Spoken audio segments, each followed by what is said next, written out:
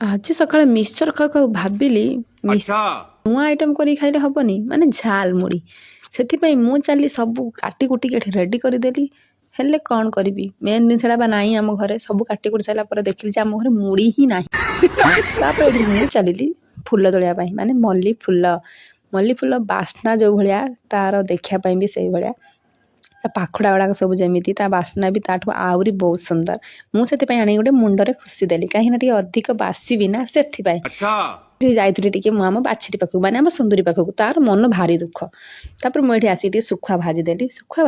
ଶୁଖୁଆର ବାସ୍ନା ଯେଉଁ ଭଳିଆ ହେଲା, ଇଏ ଦି ଜଣ ରହିପାରିଲେନି, ସେଥିପାଇଁ ଆସିଲେ ମୁଁ ତାଙ୍କୁ ଏଠି ଭାତ ଦେଇଦେଲି। ତାପରେ ମୁଁ ଚାଲିଲି ଏଠି ଦ୍ୱିପହରେ ଖାଇବା ସନ୍ଧାନ କରିବା ପାଇଁ, ମାନେ କଙ୍କଡ଼ା ଆଣିବା ପାଇଁ, ମାଗଣା କଙ୍କଡ଼ା ଆଣି ସାରିଲା ପରେ ଏଠି ମୁଁ ଭାତ ଖାଇସାରିକି କଙ୍କଡ଼ା ତରକାରୀକି ପୁରା ରାନ୍ଧିବା ପାଇଁ ରେଡ଼ି କରିଦେଲି। ସବୁ କରି ସାରିଲା ପରେ ଦେଖିଲା ବେଳକୁ ଠିକ୍ ଟାଇମ୍ ବେଳକୁ ମାଛ ବାଲାଟା ଆସିଲା। ଏତେ ଲେଟ୍ରେ ଆସେ କ'ଣ ଦରକାର? ତା ପାଖରୁ ମାଛ ଆଣିକି ମୋ ବୋଉ ଟିକେ ବନେଇଦେଲା। ମୁଁ ଚାଲିଲି ସବୁ ରୋଷେଇ କରିସାରିକି ଖାଇବା ପାଇଁ। ଏଠି ଆମର କଙ୍କଡ଼ା ତରକାରୀ, ତାପରେ ସାରୁ ତରକାରୀ, ମାଛ ଭଜା ହେଇଛି, ଆଉ ତା ସହିତ ଗୋଟେ ମାଛ ତରକାରୀ ହେଇଛି। ତା ସହିତ ଥାଳିଏ ଭାତ ଆଣିଛୁ, ଆମେ 2 ଜଣ ଖାଇବୁ ନା, ସେଥିପାଇଁ। ମୁଁ ଏଠି ସବୁ ଖାଇ ପିଇ ସାରିକି ଦେଖିଲା ବେଳକୁ ଏତେ ଜୋର ବର୍ଷା ହେଲାଣି। ଭାବିଲି ଟିକେ ବାଟରେ ଯାଇକି ବୁଲି ଆସିବି, ହେଲେ ଠିକ୍ ଟାଇମ୍ ବେଳକୁ ଏତେ ଜୋର ବର୍ଷା ପକେଇଲା।